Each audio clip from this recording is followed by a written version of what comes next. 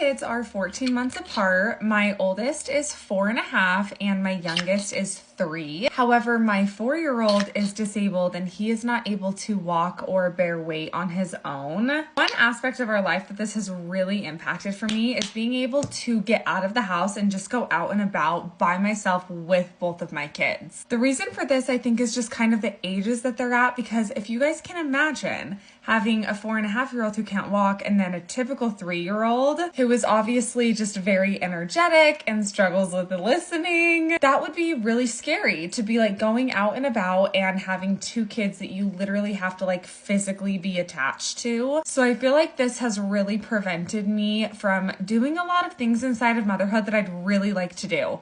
One of the ways that I feel like this really impacts me is specifically during the summer. I see all of these amazing moms out and about with multiple kids, and I often think like, oh my gosh, why am I not doing that? And I can feel a lot of guilt and like really get down on myself for that. So that is another big reason that I am so grateful that the 2 nannies that I have, I'm like really close to personally. One has literally become a family member and one is a family member. So I'm so excited because today Beckham and Blakely both have school off and we are taking them to like a little bounce house that's indoors here in Utah because it's freezing in the middle of winter. But this is something that I just feel like I would not have the courage to do by myself. And I know that it is technically possible for me to do it by myself, but it's just not in my comfort zone, and I'm okay with admitting that that is one of my flaws. But it's seriously just so fun for me and a huge New Year's resolution of mine to take my kids out of the house more. It doesn't really matter if I have Hunter with me or Jessica or Emily, my 2 girls who help me. I am determined to just make more memories with my kids. I'm also not naive to the fact that this will get so much easier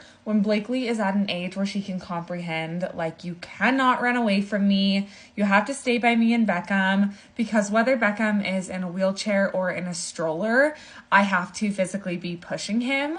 I also think when Beckham's able to actually wheel himself in a wheelchair, which as we saw in past videos, that's going to come a lot faster than I anticipated, which is so exciting. I know that those things will make this problem or this fear of mine much less significant. So I am like so excited, you guys, for what the future has to hold. I'm so excited to be able to get out of my house and vlog it today with the kids. Not only do I not do this very often, but I never do this in the winter. However, I do want to say that Hunter and I together will get out of the house with our kids all of the time. It's really just me when I'm alone. That's when I'm really fearful about it. It's also obviously really hard to find activities that both Beckham and Blakely enjoy. For example, we did the splash pad last summer and it was like a hot mess and such a disaster because Blakely loved it and Beckham hated it. So this place that we're going to today, it's apparently like an indoor playground with like bounce houses and all sorts of things.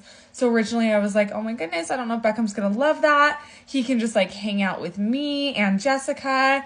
But there's actually like a little kids area where no one over 4 can go into it. And they have a ball pit and Beckham is obsessed with ball pits. So I'm gonna go in the ball pit with him and I'm just so excited to get footage for you guys and show you how he likes it. Getting out of my comfort zone is always very scary, but so worth it to me as a mom. And because I have somebody with me today, I'm excited, not scared. Stay tuned for some fun vlogs. I love you guys. Bye.